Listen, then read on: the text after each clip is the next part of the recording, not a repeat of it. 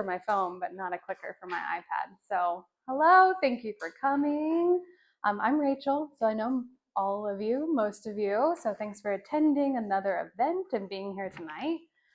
It's a little weird to not just do like introductions and sit down and actually be the facilitator. So thanks for coming. Thank you, Mary. If you haven't met Mary, this is Mary's space that she volunteered for us to use, which I'm so grateful because my driveway is great and today would have been a great day, but it also looked like it was going to rain half the afternoon. So I'm glad to have an indoor space for the season so we can keep gathering.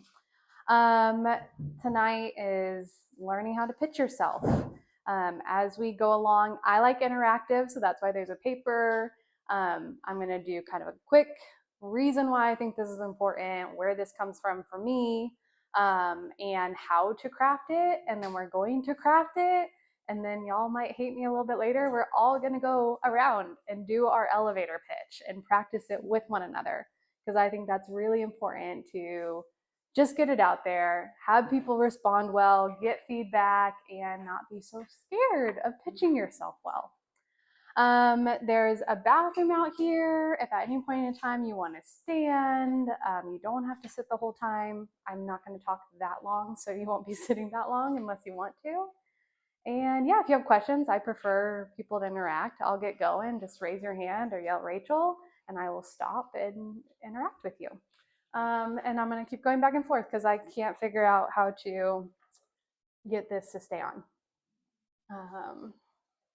Okay, so pitch yourself. We're going, well, it might work. We'll see. It's only 5 slides, so you don't really need to see it. So if you have been to multiple of the events I do a monthly networking meetup that started last October. It was supposed to be a one-time deal.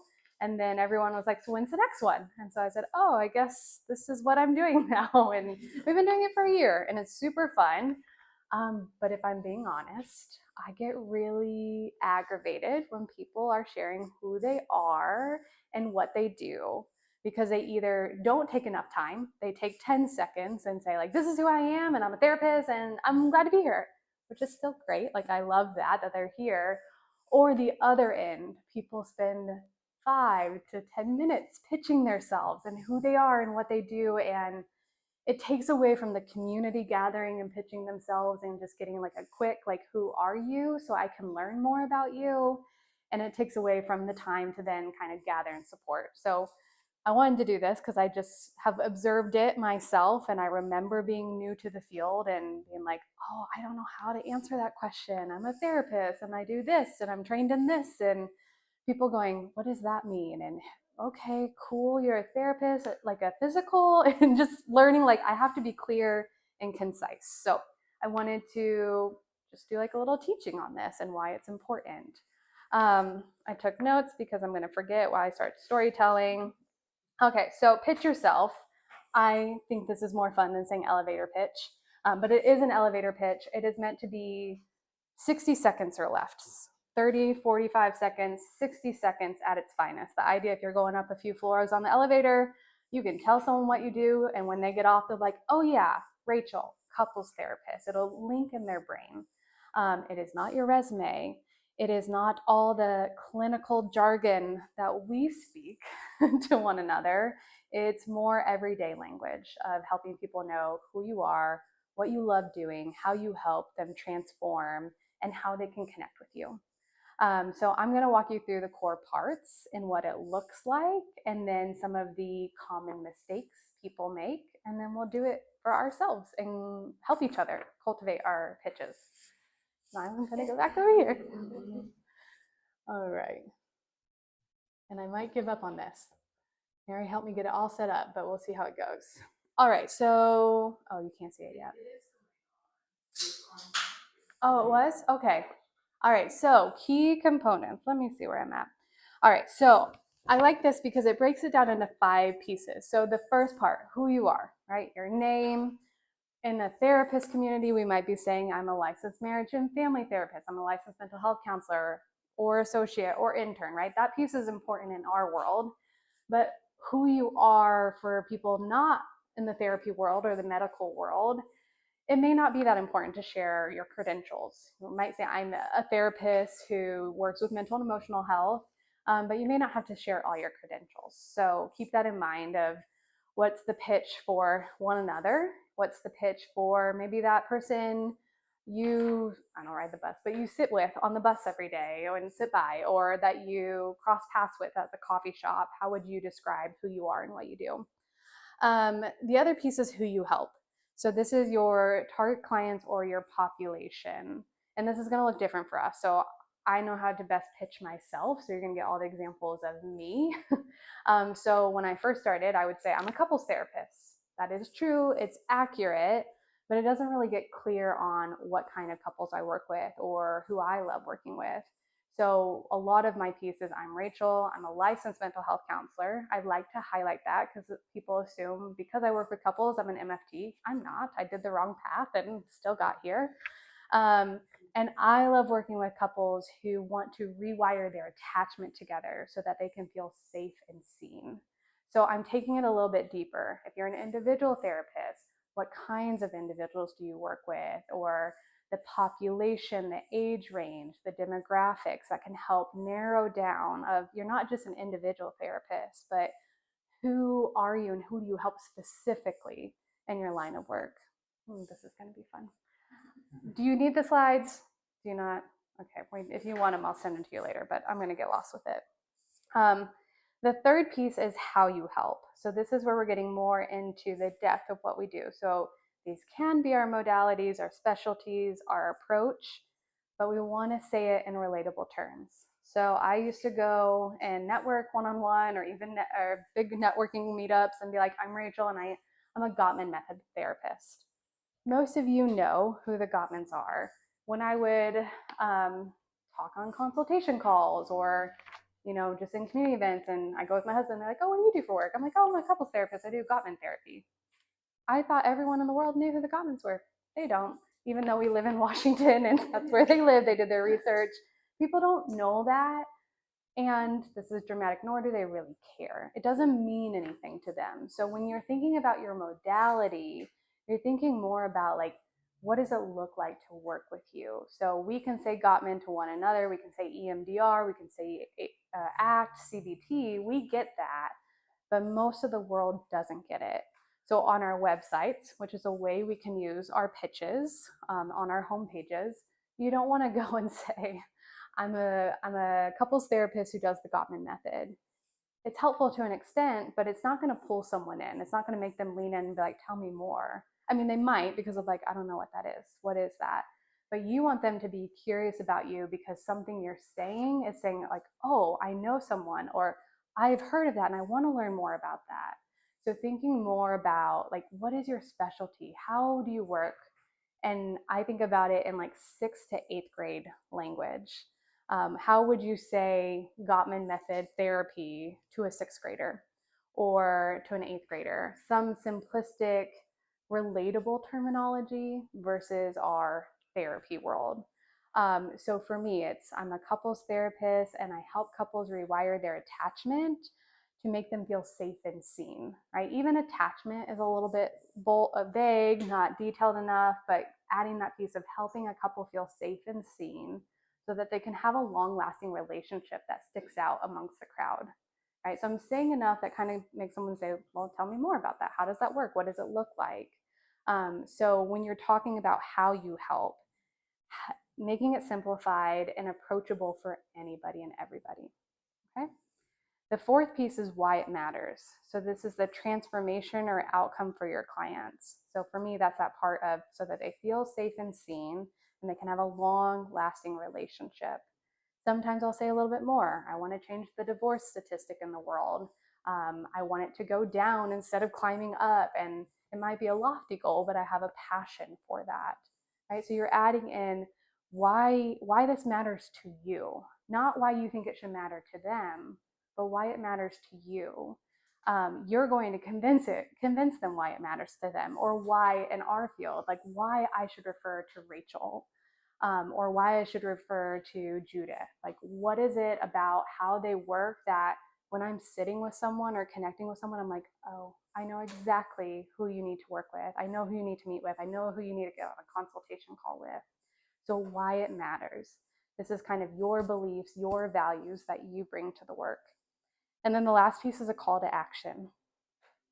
I think we're all very bad at this in the therapy world. If you're great at it, wonderful, congratulations, teach us your ways. I think most of us are not great at telling people how they can connect people to us.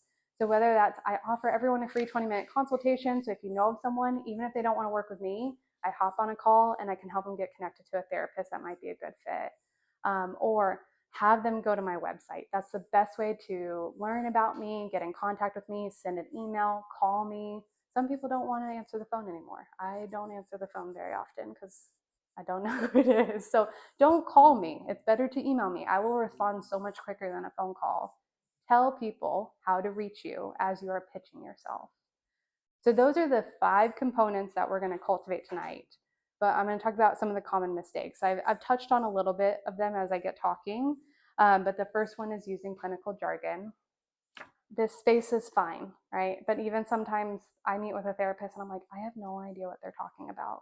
And they are talking about it like we know, like I'm with them and I'm like, no idea what that is or what that acronym, so many freaking acronyms. Oh my gosh. Sometimes I'm like, wait, not ACT or what was that? So trying to stay away from the clinical jargon. And I say this because I struggle with this. I tell my clients all the time, like, I know this is not how you would speak to your partner. I'm really sorry. I'm having a hard time translating it to everyday language, even though I don't speak to my husband this way. But it's hard. It's hard to turn it off. It's what we read, it's what we study, it's how we communicate with one another. But when we are pitching ourselves, don't use it. In this space, it's going to go over a little bit better, but to even practice getting away from it so you are clear and concise with anybody, I want to encourage you to do. Okay, so we're going to help each other tonight because we're all probably going to be guilty of using some clinical jargon as we create our pitches. And we want to be direct, we want to give good feedback and remind each other to not do that. The other piece is being too vague. So when someone says, I see everyone and I do everything, amazing. I don't know how you do that, but I'm so glad that you do that. Now tell me more, right? Like I don't know how to refer to you if I don't know who you love working with. And in my brain, maybe I'm not the only, maybe I am the only one. I hope I'm not. If I meet someone and they're like, I do all these things, my brain shuts off. It's like, there's nothing I can remember about you. It sounds rude. I'm so sorry. I don't mean it in a rude way, but it's like nothing is clicking in my brain that's going to, I use a lot of rewiring language, but like it's going to stick in my brain of like, oh, this is what you do. Sarah does EMDR. Sarah works with young adults and teenagers. Like I've sat enough that I know that, but I've also visually seen it in her marketing. I'm still learning Judith. Judith has come to so many of my networking meetups, but I'm multitasking. So, but I know Judith has a background. I know she does poetry. I know that she has a background in the education system. I know that she is an associate by choice. Like Judith has said things and I've heard it repeated, so it helps, but I'm learning. I know Vanessa, who I've only met once after today, has a baby, but is doing her PsyD and is trying to find the clients she wants to work with. I don't know who she wants to work with because I don't remember, but how our brains remember things, right? I have met all of you except Julia. I've met you for the first time tonight, so I don't know anything about you, but there's something that you've said that I'm like, oh, that's so and so. And we want to be clear and concise because there's plenty of people I've met where I'm like, oh, I remember this about them. And then I start referring people that I think are their fit, and they're like, no, that's not what I meant. That's not what I do. They use too much of vague language to describe who they're working with. And unfortunately, this is how my brain works. Once it's hooked, it does not unhook very well. So I have a poor friend who moved to one of the M states. It's either Missouri or Minnesota. And every time someone posts that they're looking for a therapist in Missouri or Minnesota, I tag her and she's like, Rachel. And I still couldn't tell you to this day which M state it is. But we want to be clear, concise, direct the first time we pitch ourselves to the best of our ability, because there are people like me who are going to be like, this is what you do. And they're going to remember you and keep referring to you. And you want to make sure they're referring quality clients, the clients you want to work with, instead of getting an influx of emails where you're like, this isn't a good fit. This is not what I want to do. So when you say I work with anyone and everyone, or I'm an individual therapist, I'm a couples therapist, I'm very clear of what couples I don't want to work with. And if I don't be direct about the ideal client or the work I do best, I'm going to get all the clients, and it's going to feel somewhat good, but also kind of bad because it's not the work I do well. You want ideal clients coming to you, and you want your referral sources to know who that is to the best of your ability. So I'm going to put the caveat: if you're getting started in this work, or you were working in one way and it's changing, it's okay to pivot and change, or it's okay to have a few different pitches to feel out what is best for you as you get started, but still be clear and concise. So if you're like, I think I'm an individual therapist, but I might want to do couples therapy too, create an elevator pitch for your individual therapy work, create an elevator pitch for your couples therapy work, practice both. Test it out when you're networking. See what it's like when you say it. How does your body feel? Do you light up? Are you like, oh, I don't know if that's it? Practice it, and it's okay to have multiple as you get started, but keep focusing on how to narrow it down and get clear on who you work with. The other piece is overloading details. Man, I'm mad that the slides, that my thing keeps shutting off, because I had a really good example of this. I do EMDR and CBT and ACT, and I'm trained in lifespan and Gottman and EFT. What I think when I hear that is like, wow, that was a lot of money to invest in those trainings, right? I mean, it's cool. Like, cool, you've learned all these things and all these modalities, but it's still, my brain is like, all of those are somewhat similar and different. So what do you do in your client session? What does that work look like? What's the outcome, the transformation, the process? Not just the certifications and the modalities, but more that is going to click for us and the people who are not in the therapy world to go, oh yeah, my friend at church knows that I do this and they refer to me, right? We have more referral partners outside of our community. So be mindful of not overloading with details, because once again, the brain only takes in a certain amount of information. You don't want them to remember those details. You want them to remember, what is it that you do and how do you impact the people you work with or the community that you work with. Forgetting the why it matters part. I think this is a part that doesn't get added in for a lot of people when they're thinking about, I'm going on a networking meetup and how do I want to share?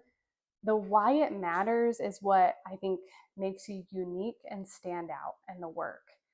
It's your beliefs, it's your values, it's how you authentically differentiate from everyone else in the field. And I think it is very important to bring that part into your pitch in some way, right? Whether for me, like, I want to change the divorce statistic. It might be a ridiculous goal. It may not happen, but I want to. Like, that's a part of the reason I do the work I do.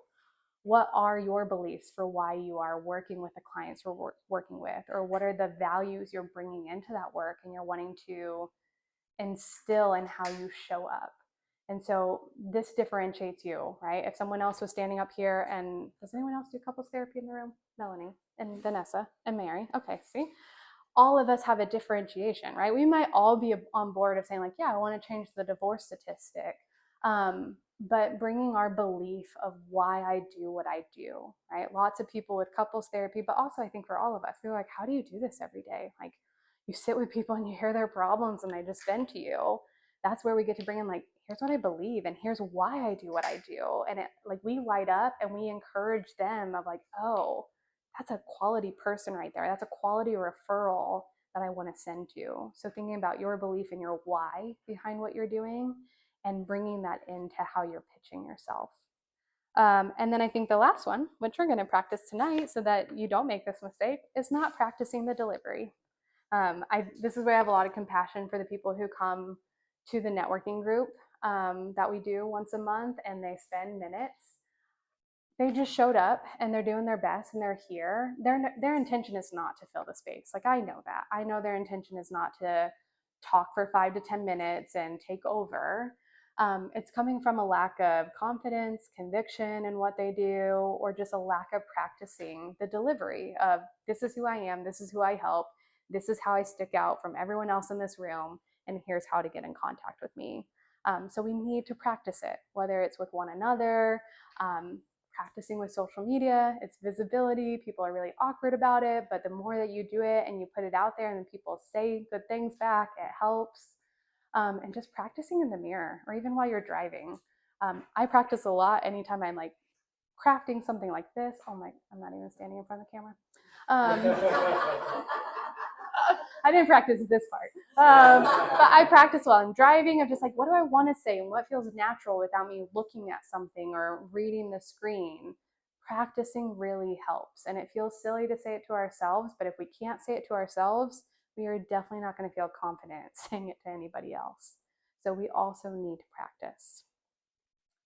All right, I think that was the key parts I wanted to do. Okay, the last piece I want to add before we practice, I'm going to shift how my outline is. I think I was saying this a little bit earlier. If you don't have clarity on what you do and you're trying to figure out like, what is the direction I want to go with my practice, having different pitches for those different ways that you help, but also different pitches for our settings, right?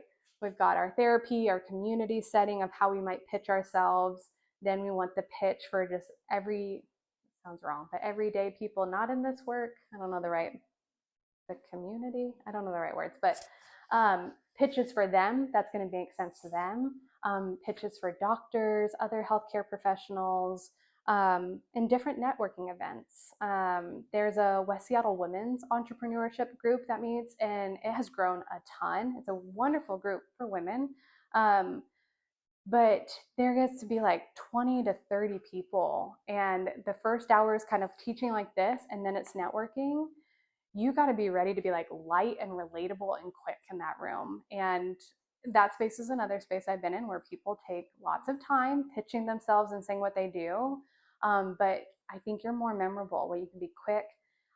So like West Seattle Chambers, I've never been to one, but there's tons of people that go there. And I'm like, man, you have to be so quick to connect with all these people and pitch yourself really well. So thinking about the places you go, the places where people say, what do you do? Who are you? Thinking of like, how would I pitch to that person? How would I modify how I'm sharing who I am so that it connects to them more than it does when we go on our therapist one-on-one networking meetups or our group networking meetups. Okay, quick, short questions. You got it? We're ready, right? Well, so this is how I like to learn. I don't like to be taught for hours. I zone out after 20 minutes, and so that's why I crafted it tonight, because this is really for me, but also for you. Because now I want you to come to my networking meetup, and I want you to be like, look at me. I know how to pitch myself, but we're gonna practice, right? We're gonna take some time to work through. I mapped out everything I just said and gave you some sentence stems to fill because that helps, some blank space. But I want you each to take some time. Some of you know your pitch. Some of you are like, I've been working on it. I want you to take some time to work through that first page. Then I want you to gather, there's 2, 4, 6, I can't count, 2, 4, 6, 8, 10. There's 10 of us. So let's break out in either 2 groups of 5 or 5 groups of 2. Is that right? That's the right math? Okay. I'm not in that field. And I want you to practice. I want you to go with someone and be like, I'm going to share my elevator pitch with you. And then I want some feedback. And I want you to not be scared of giving each other feedback. I want you to be open and honest. This is the group that understands the work we do the most. So give that feedback. Hey, this part's really clear. Maybe I would add this. Or if I had to guess what you do, is this what you do? Like, see if it's connecting. Then we're going to come all back together. What time is it? It's 6:50. We have plenty of time. We're going to come back together and we're going to do a little game called Beat the Clock. So there's 10 of us. We're going to try to go through all 10 of us in 8 minutes or less of pitching ourselves. I'm going to set the timer for 10 minutes, but our goal is to beat the timer. Okay? I know that might be awkward, but this is the space to be awkward and vulnerable. All right? Yes. I do have a question. So you were right in good job that I am an EMDR therapist. Yes, I remember that. I was gonna be like, man, I was very confident with that. Because we've met several times. Just kidding. So I'm an EMDR therapist, but I find that has been around a long time. Mm-hmm. So maybe people